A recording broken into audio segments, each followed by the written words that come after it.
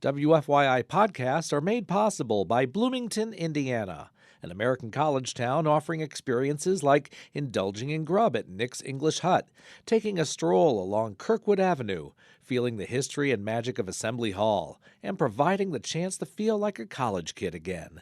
Plan your trip at visitbloomington.com. I'm Kyle Long, host of Cultural Manifesto, just one of the local music programs you can enjoy on WFYI. These programs would not be possible without your financial support. And to say thank you, we want to send you to see Lyle Lovett when he comes to Indianapolis on July 28th. Choose a concert ticket as your gift when you donate at wfyi.org/give. And thanks for supporting WFYI. This is WFYI News Now. It's June 4th, and I'm Abriana Herron. On today's show, Todd Rokita threatens to sue 3 cities and a county for what he claims are violations of the state's ban on sanctuary cities. A permit application to turn wetlands into a retail complex is denied. And a local resident says she's alive thanks to one tool: a strip of paper that tests for substances like opioids for fentanyl contamination and can reduce the risk of overdose. I never gave up. I kept trying, but if I were dead, obviously it would have never happened for me. Those stories coming up. But first, 2 public media news organizations serving local and statewide news in Indiana announced plans last week to cut staff. WFYI in Indianapolis, which also owns and manages WBAA in West Lafayette, and Louisville Public Media, which serves most of southern Indiana. Drew Dodlin brings us this report from Indiana Public Broadcasting. WFYI announced a reorganization in its marketing and radio operations departments. It eliminated one position and proposed eliminating 2 others. It also announced an existing hiring freeze on most vacancies would remain in effect. That same day, Louisville Public Media announced it is laying off 8 staff to meet its own budget shortfall. Both the Indianapolis-based station and the Louisville-based station face more than $500,000 budget shortfalls. Both say that is due to rising costs and lower membership growth, and staffing changes aim to close the gap. These announcements come on the heels of significant cuts at large NPR and PBS stations across the country, stations that also cite rising costs and membership gaps as the reason. WGBH in Boston, KQED in San Francisco, WAMU in Washington, D.C., and Chicago Public Media have announced staffing cuts in the last few months. I'm Drew Dodlin. Indiana Attorney General Todd Rokita is threatening to sue 3 cities and a county for what he claims are violations of the state's ban on sanctuary cities. Sarah Neal Estes has more. Indiana law bans local governments from restricting cooperation with federal officials over citizenship or immigration. The General Assembly followed up this year and authorized the Attorney General to enforce that law. Now, Attorney General Todd Rokita says the state will sue Gary, East Chicago, West Lafayette, and Monroe County. Both Gary and East Chicago have so-called welcoming city ordinances to limit cooperation with federal authorities over immigration enforcement. No such ordinance seems to exist in West Lafayette, though a resolution says city employees should not investigate citizenship or immigration status unless ordered to by a state or federal court order. A review of Monroe County Code and resolutions dating back 10 years shows no apparent language related to sanctuary cities. I'm Sarah Neal Estes. The Indiana Department of Environmental Management denied a permit application to turn wetlands in Marion County into a retail complex last week. Gershman Partners and CityMark submitted a permit in February to transform wetlands in Franklin Township into an area with warehouses and a hotel. But IDEM rejected the proposal, stating the developers did not show reasonable alternatives to destroying the wetlands. The decision impacts a portion of the planned development where the wetlands are designated as Class 3, the most protected type in the state. Sam Carpenter is the executive director of the Hoosier Environmental Council. He supports the denial along with many community members who signed a petition. Legislation has already eroded so much of our protection for wetlands that concern that, additional wetlands in the area could be in jeopardy as well. IDEM stated the lack of a buyer for the warehouse and other vacant warehouses in the area as reasons for the denial. The city of Indianapolis has approved tax incentives, including a TIF district, to support the development near the I-65 corridor on the south side. The developers could appeal the decision by mid-June or submit a new permit application to IDEM. They did not immediately respond to a request for comment.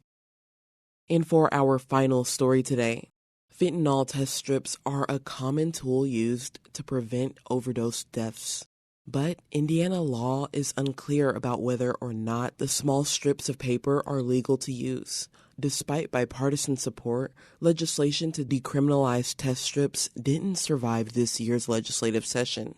As Indiana Public Broadcasting's Abigail Ruman reports, while lawmakers work to clarify state law, advocates remain focused on saving lives. Jennings Tenery remembers going directly to her dealer's house after leaving a detox center in central Indiana.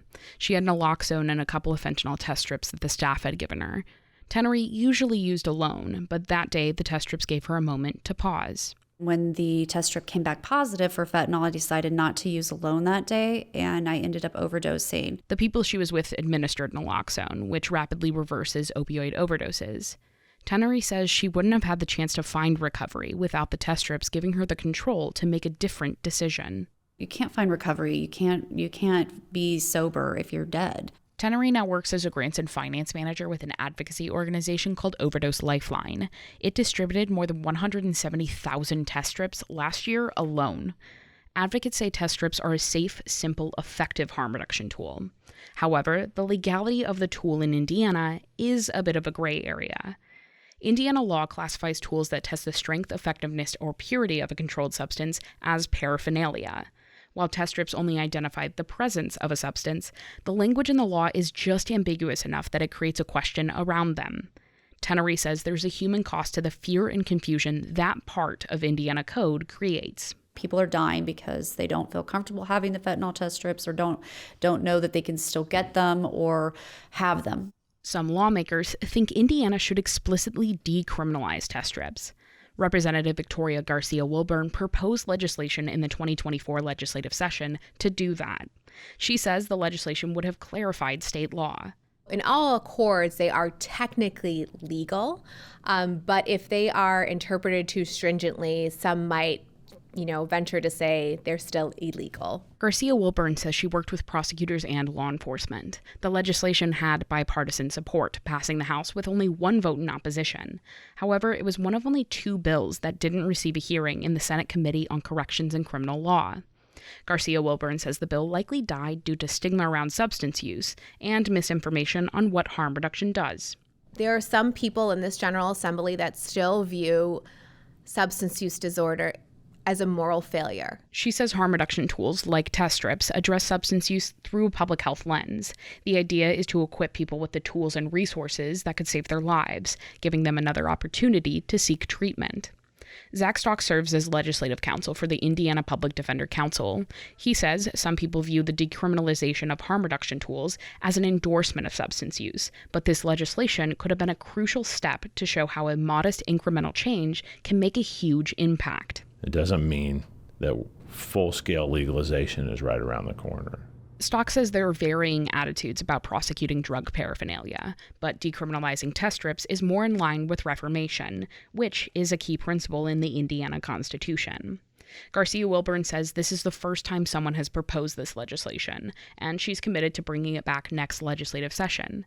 She says she hopes lawmakers use the interim to educate themselves and hear from constituents. We don't have the mental and behavioral health infrastructure in our state yet to be able to service everybody with substance use disorder. So until that day comes, we want people to continue to be alive to seek treatment. For now, the ambiguous language is still in state law.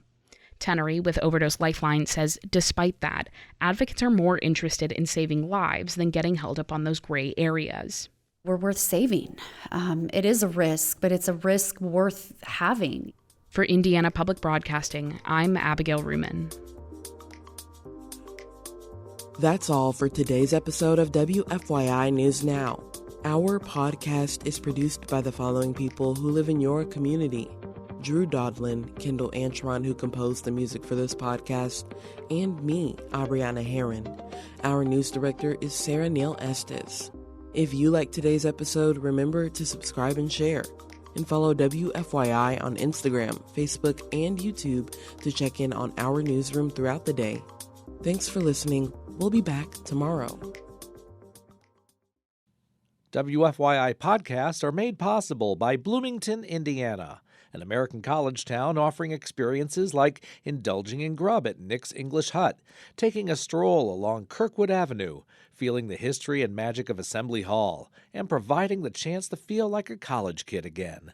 Plan your trip at visitbloomington.com.